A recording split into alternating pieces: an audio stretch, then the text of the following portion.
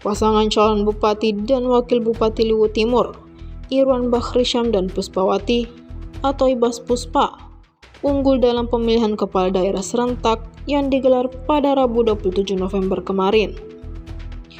Berdasarkan hasil perhitungan real atau real count KPU RI, paslon Ibas Puspa menduduki posisi unggul dengan meraup 88.775 suara atau 51,72%, menyusul Budiman Akbar 63.872 suara atau 37,21% dan Isrullah Usman 18.985 suara atau 11,07%.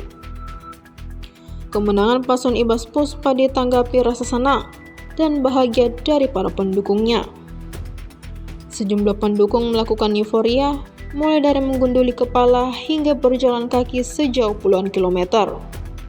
Tampak kurang lebih 25 bapak-bapak di Desa Tampina, Kecamatan Angkona, Kabupaten Luwu Timur, menggunduli kepala mereka merayakan kemenangan paslon Ibas Puspa pada Rabu 27 November malam.